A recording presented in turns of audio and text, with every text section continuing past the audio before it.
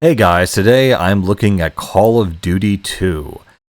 This one was actually really interesting to play because what I was shocked at right from the get go is that this game feels like Modern Warfare 4.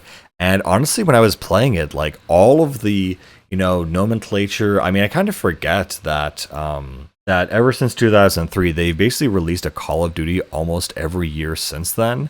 And so it's so fascinating to see the jump from Call of Duty 1 to Call of Duty 2 because here everything is normalized.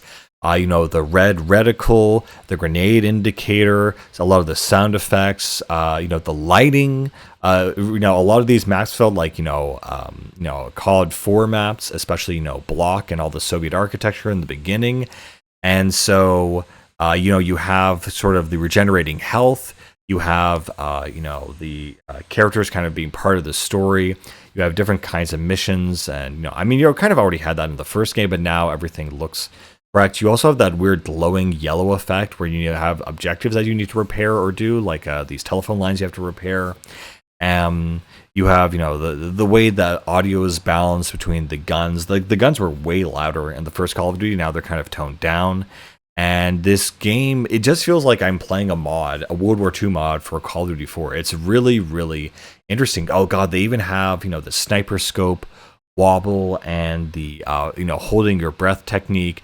It was really, really weird and interesting to play this game because I don't know. I'm just so familiar with COD 4, and I thought I'm just used to games taking big incremental leaps essentially between the years of their release, especially in the early 2000s, like the leap between Ocarina, Majora's Mask, Wind Waker and Twilight Princess, Halo 1 and Halo 2. There were huge, massive changes, but this one felt more like COD 4, which honestly I was more pleasantly surprised by.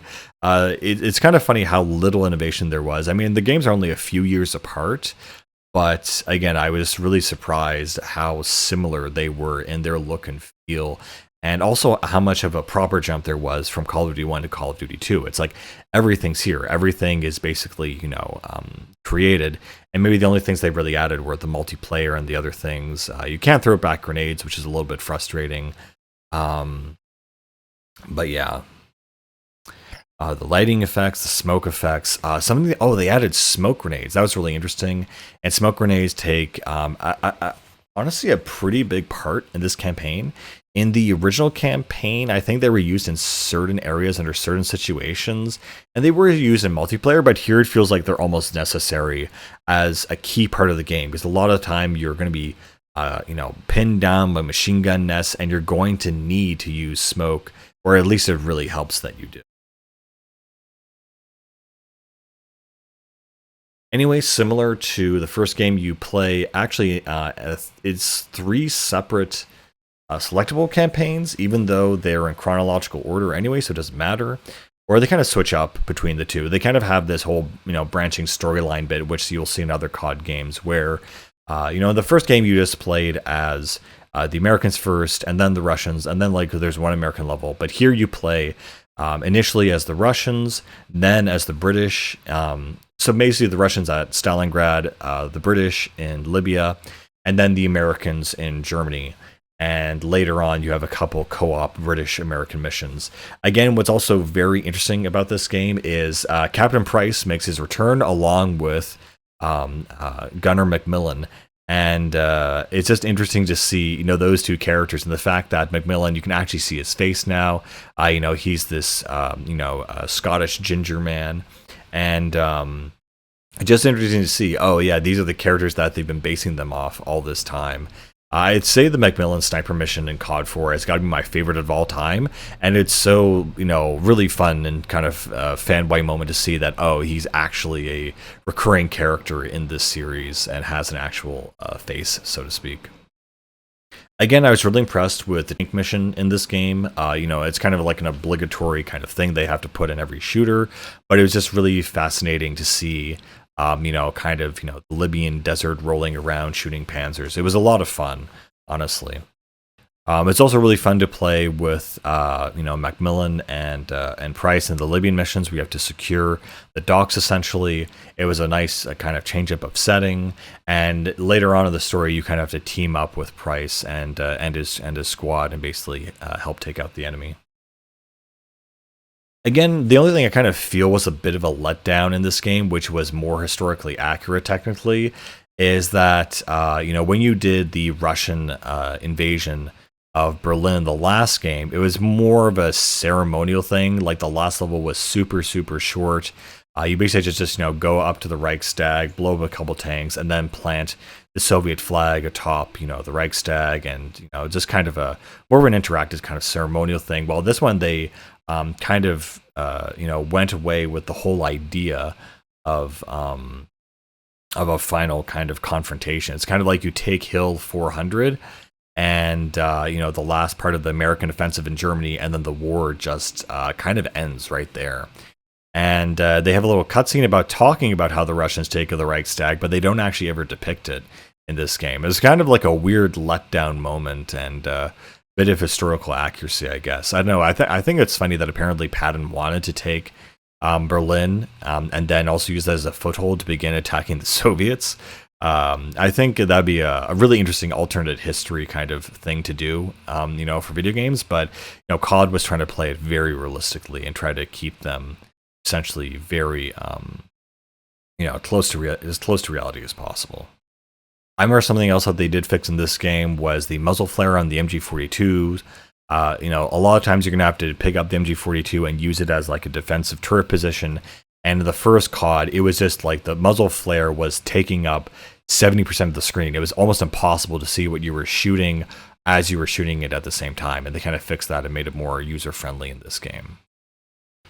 But yeah, not much to say. I think the one scene in this game that a lot of people harken back to, that they consider, the quote-unquote Kino moment of Call of Duty 2, is when you finally, start the American campaign, and in that you basically do D-Day. And it's actually pretty cool because, it's a black screen, and it just, the guy yells 30 seconds, and then you have all the people talking saying how scared they are and how they're grouping together, and one guy vomits in the actual boat, and it feels kind of eerily realistic in that sense. They're trying to create this real vibe of this epic war story, and you definitely get that if you stay on the main menu and just let it kind of cycle. You kind of have this big old school style menu trailer for the game, and it feels like this big epic thing where COD wanted to become this like it just had that epic energy of like the early 90s 2000s games that they wanted to have. Like, this was the biggest, coolest thing imaginable. This is the most realistic war simulator possible, and it's super, super nifty and cool and epic with all this orchestral kind of music, and it's trying to be more like a movie in a lot of ways. Of course, they also use real life footage for the game. Taken from archives and stuff like that. And again, it takes it a very kind of neutral approach, to the war. This is just kind of like the tactical way that they had to go from point A to point B and do this, and this, etc. But yeah, Call of Duty 2, it was surprisingly more fun than I thought. Again, Call of Duty games have never been, their main bread and butter have never been single player until COD 4, and so it's just interesting to play a COD game that was based around the campaign. It still was, again, pretty good, nothing super amazing, but again, it's kind of like a throwback, and seeing the evolution of this series, it's just really interesting to see that this is where it really began. Not really Call of Duty. This is where the modern version of the game began, and if you want to play a World War II mod essentially for COD 4, this is what you're gonna. Right, I guess. Anyway, I'm not sure what else to say. I mean, there's a good selection of weapons. You now have the Bren gun and the STG-44, a few new weapons.